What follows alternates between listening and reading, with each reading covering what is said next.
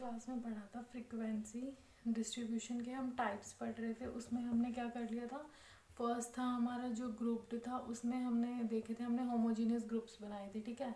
Second हमारा था ungroup, जिसको हम डिस्क्रीट भी बोल रहे थे, जो हम डाटा रो फॉर्म में लेते हैं, ये वाला हमारा कॉन्टिन्यूस था, ठीक है।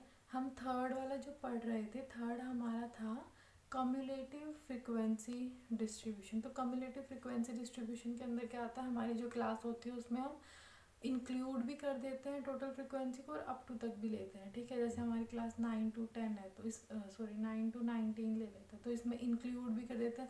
अब इसके अंदर हम ये लिखा देते हैं कि लेस देन सी एफ लेंगे हम कहाँ यूज़ करेंगे, मोर देन सी एफ कहाँ यूज़ करेंगे, वो अभी हम देखेंगे आगे, ठीक है। तो इसके अंदर ये आता ही होता है कम्युलेटिव फ्रीक्वेंसी डिस्ट्रीब्यूशन। फोर्थ हमारा आता है relative frequency distribution. Relative frequency distribution के अंदर क्या होता है, हम इसमें रेशियो लेते हैं जो क्लास की फ्रीक्वेंसी है उसका टोटल फ्रीक्वेंसी के साथ, ठीक है। ये हमारा होता है रिलेटिव फ्रीक्वेंसी डिस्ट्रीब्यूशन। अब जो हमने यहाँ पर टर्म यूज़ करी है क्लास, ये बेसिकली क्लास का नेचर क्या होता है, क्या क्या इसके अंदर टर्म्स आती है, अभी हम वो देखेंगे। तो वो क्या हो जाएंगी, तो हम यहाँ लिख देते हैं नेचर ऑफ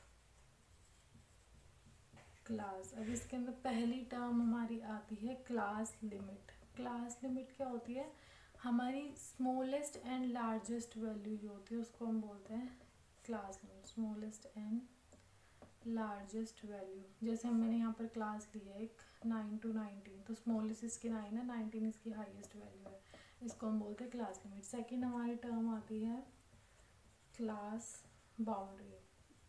क्लास बाउंड्री मतलब ये हम जो हमें जो लिमिट गिवन है इससे हम निकालते हैं क्लास बाउंड्री। जैसे सपोज करो हमें निकालनी है लोअर क्लास बाउंड्री, सीबी से डिनोट कर रही हूँ मैं इसको। लोअर क्लास बाउंड्री निकालने के लिए करेंगे हम, जो हमारी लोअर लिमिट है, लोअर लिमिट -0.5।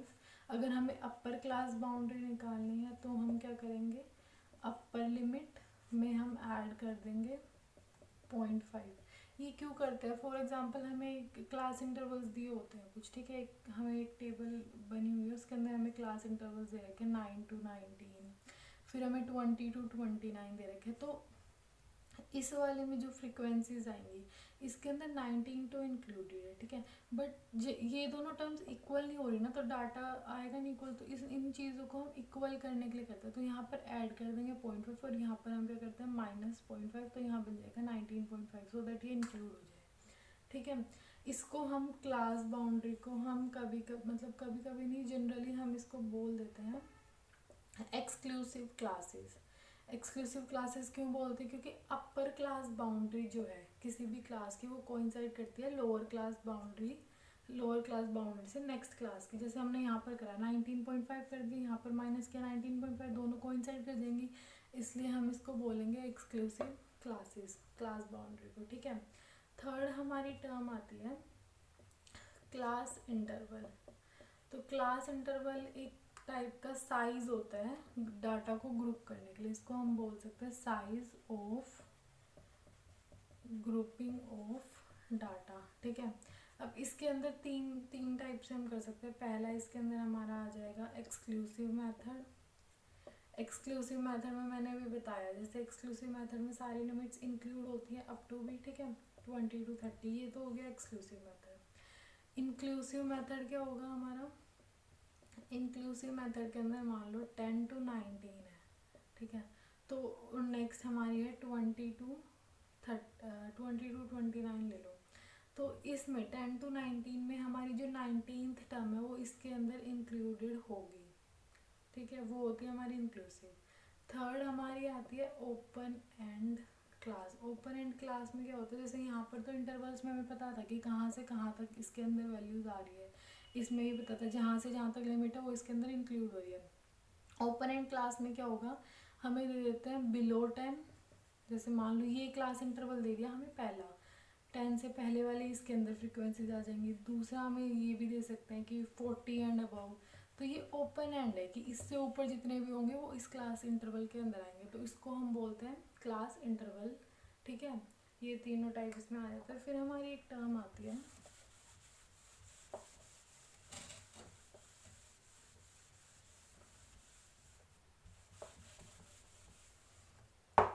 इसके बाद हमारी एक टर्म आती है क्लास विड्थ। क्लास विड्थ क्या होती है? क्लास विड्थ होती है difference between the classes. Classes के बीच में जो डिफरेंस है उसको हम बोलते हैं क्लास विड्थ। और इसका एक फॉर्मूला हम लिख सकते हैं basically, largest value minus smallest value divided by number of class interval. इससे हम क्लास विड्थ फाइंड आउट कर सकते हैं, ठीक है। फिर हमारी एक टर्म आती है मिड पॉइंट। मिड पॉइंट कैसे निकालेंगे ये तो पता ही होगा।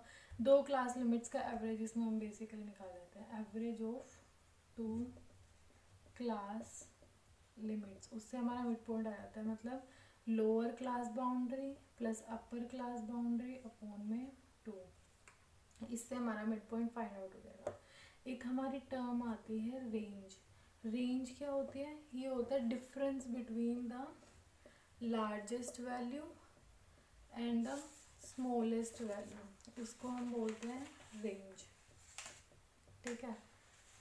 ये आ गया रेंज। अब हम इसके बाद देखेंगे कि हमें देख लें कि फ्रीक्वेंसी डिस्ट्रीब्यूशन क्या होते हैं, कितने टाइप के होते हैं। अब उसका हम कहीं यूज़ भी करेंगे तो उसे हम ड्रैगमेटिक रिप्रेजेंटेशन देखते हैं फ्रीक्वेंसी डिस्ट्रीब्यूशन की कैसे होती है।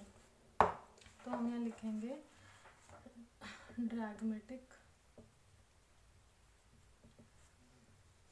ड्रैगमेटिक रिप्रेजेंटेशन ऑफ फ्रीक्वेंसी डिस्ट्रीब्यूशन। कैसे हम उसे ड्रैगमेटिकली रिप्रेजेंट करेंगे? तो पहला आता है हमारा वन डायमेंशनल, जिसको हम 1D भी बोल सकते हैं। तो वन डायमेंशनली कैसे करेंगे? वन डायमेंशनली हम बेसिकली बार डायग्राम के हिसाब से की हेल्प से कर सकते हैं, लाइन डायग्राम की हेल्प से कर सकते हैं। ये सारा हमारा आता है 1D में, ठीक है। इसमें हम ले लेते हैं जो भी हमें वेरिएबल्स दो चाहिए होते हैं, ठीक है। 2D में हमारा आ जाता है पाई डायग्राम्स। पाई डायग्राम्स के अंदर परसेंटेज होता है, इसमें ये 2D डायग्राम होता है हमारा, ठीक है। तीसरे टाइप से हम कैसे रिप्रेजेंट कर सकते हैं? 3D। 3D शेप्स कौन कौन से होती है? जैसे क्यूब्स, सिलेंडर्स, स्फेयर्स। उससे हम फ्रीक्वेंसी डिस्ट्रीब्यूशन 3D शेप्स तो ये होती हैं, बाकी हम 3D में भी फ्रीक्वेंसी डिस्ट्रीब्यूशन को रिप्रेजेंट कर सकते हैं। फोर्थ हमारा आता है पिक्टोग्राम्स एंड कार्टोग्राम्स, ठीक है। ये बेसिकली चार्ट्स होते हैं और सबसे ज़्यादा इजी यही होते हैं। अगर हमें समझना है फ्रीक्वेंसी डिस्ट्रीब्यूशन को, ज़्यादा इंटरेस्टिंग भी होते हैं। सो मोर इंटरेस्टिंग, तो ये हमारा ज़्यादा इंटरेस्टिंग होता है, ठीक है, और ईजियर टू अंडरस्टैंड, ओके। इसके बाद इसमें जो कार्टोग्राम्स जो इसमें टर्म है, इसका मतलब होता है ये स्टैटिस्टिकल मैप्स होते हैं जो हमें क्वांटिटेटिव इंफॉर्मेशन देते हैं, उस चीज़ के लिए यूज़ किया जाता है। अब कुछ ग्राफ्स और चार्ट्स होते हैं, जैसे हिस्टोग्राम होता है। हिस्टोग्राम हम बनाते हैं, मान लो ऐसे बनाया आपने, ठीक है।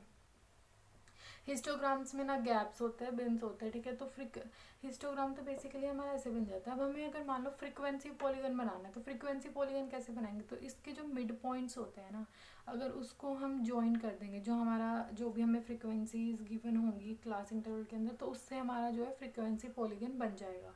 फिर आता है हमारा ओजाइव। ओजाइव क्या होता है? ओजाइव हमारा कम्युलेटिव फ्रीक्वेंसी कर्व होता है। जैसे मान लो हमने ये बनाया, एक यहाँ से बना दिया, एक यहाँ से, लेस देन CF और मोर देन CF से बनता है, तो जहाँ पर ये इंटरसेक्ट करता है, इस पॉइंट को हम बोलते हैं मीडियन, ओके। देन हमारा आता है फ्रीक्वेंसी कर्व। फ्रीक्वेंसी कर्व एक फ्री हैंड कर्व होता है।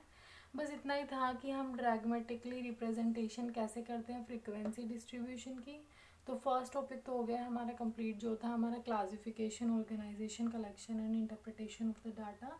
नेक्स्ट क्लास में हम पढ़ेंगे जो हमारा सेकंड टॉपिक है, measures of central tendency. So thank you and please like, share and subscribe the channel. Thank you.